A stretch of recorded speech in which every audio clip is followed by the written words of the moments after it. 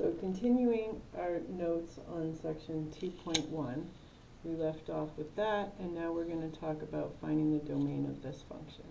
So of the three things we have to check for domain, the only thing going on here is a square root. So the radicand, the expression underneath, x plus 3, must be greater than or equal to 0 so that we get a real number out of it. And then if we solve that for x, we get an inequality that represents the domain, x greater than or equal to -3.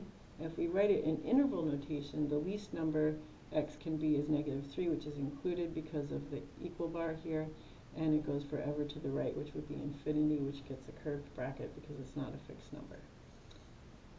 This one has a lot of things going on. So let's look at the denominator first for no special reason. So the denominator cannot be equal to 0. If we factor the denominator and it cannot be equal to 0, then x minus 3 equals 0 gives us x cannot equal 3, and likewise we get x cannot equal 4. So we're going to hold on to that thought while we go over here and work on the numerator. So the radicand is under the square root, so x squared minus 4 has to be greater than or equal to 0. And that is a nonlinear inequality, so we need to use sign graph analysis to find the solution region. So if we factor it, and then we find the x-intercepts, there's no denominator here, so I'm only going to have x-intercepts. I find out that x equals 2 and x equals -2 are the values that make it 0, so therefore x-intercepts. So those are my special numbers. And then you pick test values in each region and plug it into this expression using sign graph analysis to find the regions, to find for each region whether the expression ends up being positive, negative, or positive. I did that for you. And that tells us, because it says this expression must be greater than or equal to 0, my solutions are here, included because of the equal sign on the inequality, not here because that's less than 0, here because that's positive, included because of the inequality symbol. So we have that x can be less than or equal to -2, or x can be greater than or equal to 2. But it also cannot equal 3 or 4. So if I graph this on a number line, I did it here, but I could have written it on top of here. So I get these regions, but I also am not allowed to have 3 or 4, so I have to take 3 and 4 and exclude them. So if I'm going to write out the solution set, I actually find it easier to do during using interval notation. So if I go left to right, I have everything over here, so that's -infinity, all the way up to -2, which is included, so square bracket. Then I jump over here to 2, so union. Start at 2, included, so square bracket. And at 3, I have to skip over 3, so curved bracket for not included, U for union to start again at 3, not included, and go over to 4. And I do the same thing again and jump over 4. And then finally I go forever to the right to infinity. So that's the solution set that represents that number line for the domain, for B. Okay, for C, we have a log, so the argument of the log has to be greater than but not equal to 0. And then we solve for x, and we find that x must be greater than 3/2. So this is fine.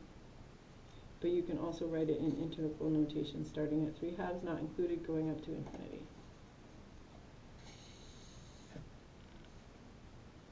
All right. Now we're going to look at three functions, f of x, g of x, h of x, and we're going to answer some questions about them. So to find g of 4, you just plug 4 in here and evaluate it. I know you're good at that, so you can take your time and do that.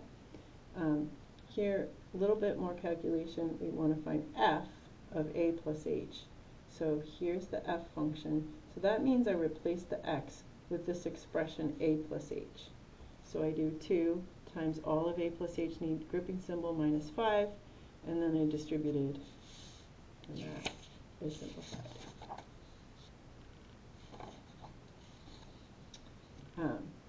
This one's more complicated, so this is going to be fun. I copied my f function because it's on the previous page. So this says plug f plus h into x, which we actually did. Did we do it on the previous page? We did. So we already know what that equals, 2a plus 2h minus 5. I did it out again. And then subtract f of a, and it's all over h. So I did it again, but we already knew that that evaluated to 2a plus 2h minus, 2a plus 2h minus 5, yep. And then we're also subtracting f of a. So minus 2, I lost the a, 2a minus 5. And now simplify, so I did that already, and this negative sign gets distributed, so that becomes negative. Negative 5 plus 5 is 0, 2a plus negative 2a is 0, so we're left with 2h. There's still the h in the denominator from the original, 2h over h divided by h is 1, so we're left with 2. Now if you look at h of 2, again, the h function's on the previous page, so I just copied it here. So we're going to plug 2 in here, but remember, we have to decide what region we're in, so 2 is an x value. So is 2 in the first region or the second region? Well, 2 is between 0 and 3, so it's in the first region. So we plug the 2 into this expression. This expression doesn't have an x in it, so we don't plug it in actually, but any x in this region would give you a y value of 20, so the answer to that is 20. And now if you look at this one, h of 3, we're going to use this, and first we have to determine which region 3 is in. So 3, it's in the boundaries of each of these, but notice it's not included here. Oh, actually, that was a typo on the previous page. This one should not have had an equal bar. It should look like this. My bad, typo. Can't be included in both. So the 3 is actually included in this region, so we use this expression and plug the 3 in there. So it would be 20 plus 3 times 3 minus 4. And then you evaluate that, and it works out to be 17. I also added another problem for a little more practice that wasn't in the notes. So we're going to plug 4 into the h function. So 4 is greater than 3, so 4 is in this region, so more practice plugging it into this expression.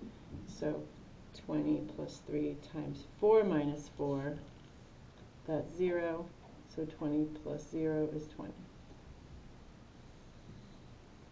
Alright, so at the bottom of the page we're going to talk about net change. So net change is basically the difference in the y values over a given interval between two x's. So if you take the function evaluated at b, the second x value, and subtract the function evaluated at a, the first x value, that gives you the net change. So we're going to find the net change for this function, x squared, when x goes between 1 and 3. So we're going to take f of 3, the second value, and subtract f of 1, the first value. And then we have to plug it into our f function, which is this one up here, 2x minus 5. Oh, no, sorry, new f. It's this f, x squared, f of x equals x squared. So we get 3 squared minus 1 squared, so 9 minus 1 is 8.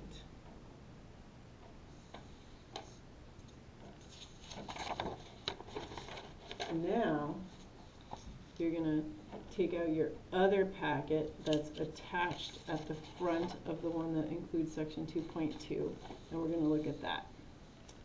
Our objective is to write and solve functions representing the information given, so essentially we're doing word problems, and we have some piecewise functions involved, and we're going to have to sketch some graphs. So here's a story. A tank holds 50 gallons of water, which is draining out from the bottom, and the tank empties in 20 minutes. The tank drains faster when it is nearly full because of the pressure on the leak is greater. Torricelli's law gives the volume of the water remaining in the tank after 2 minutes, and here's the function. And it's only defined between time 0 and time 20 minutes. So the first step is to find v of 0. That means plug 0 into the v function, and v of 20, so plug 20 into the v function. I know you can do this, so if you want to skip the work, but here it is. If you plug in 0, you do the work, you get out 50. If you plug in 20, I wrote it out, you do the work, you get 0. So what do the answers represent? So this means when x is 0, it's actually t. When t is 0, V, the volume in the tank, is 50. So that means at time 0, the amount of water in the tank is 50 gallons. What does this one mean? So we've had T is 20, and the output was V is 0. So that means after 20 minutes, the volume in the tank is 0, so it means the tank is empty because there's no gallons of water in it. And then we're going to make a table of values. So I know you can do that, but here's the answer, so you can do it and check. So took all those t values, plugged them in, and got those volume values. And notice the t's are increasing at regular intervals, 5, 10, 15, 20, right? They go by 5s. These are not decreasing by linear values. This jump is bigger, this is a little smaller, this is a little smaller, this is a lot smaller. So it's decreasing rapidly and then slowing down. Net change. Remember, net change would be the function evaluated at the bigger number, so v of 20, and then subtract v of 0. And we already know what v of 20 and v of 0 are. So v of 20 is 50. Wait, I did that backwards. Uh-oh. I did that backwards. Good thing I caught it. V of 20 is 0, and v of 0 is 50. So that's negative 50 gallons. So the net change, it decreased by 50 gallons from time 0 to time 20.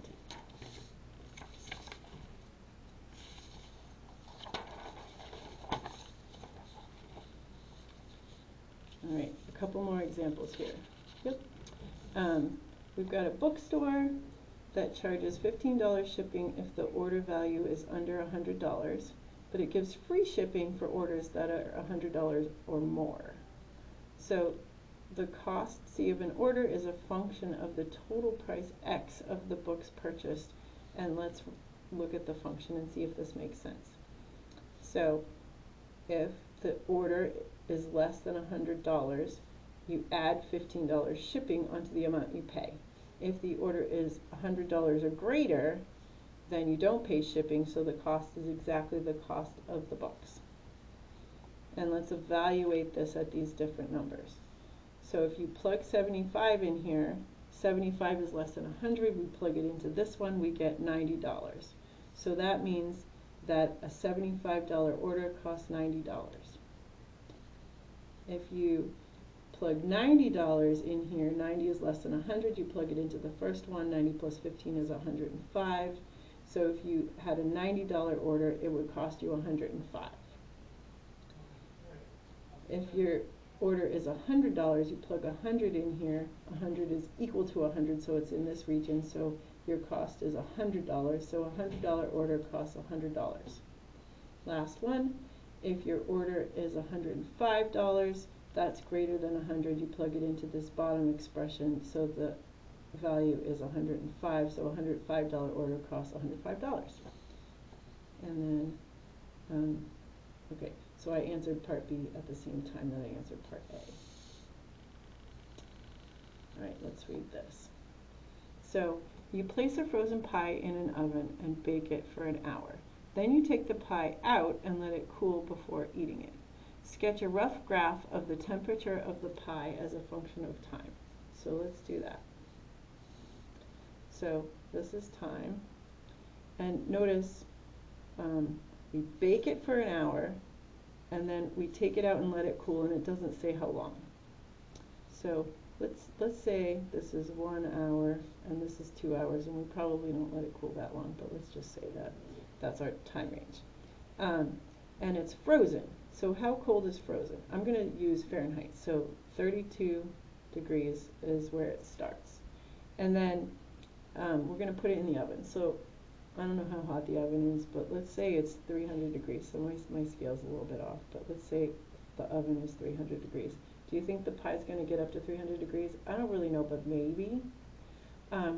And maybe it doesn't get up to the 300 degrees until after it's been in there for an hour. And does it go up at an even rate? Maybe. So let's say that it does for the sake of argument. And then you take it out of the oven, so it's going to start cooling off. And let's say you leave it out until it cools to room temperature before you eat it. I don't know how long that takes, but maybe it only takes a half an hour. And let's say room temperature is like 70 degrees. My scale's a little off, but you get the idea. And let's say maybe it only takes a half an hour. So maybe it cools off to 70 degrees by then. So rough sketch, yours might look different. Maybe you think it goes up faster and then levels off. And but ballpark idea. Thank you, and I hope you have a good weekend.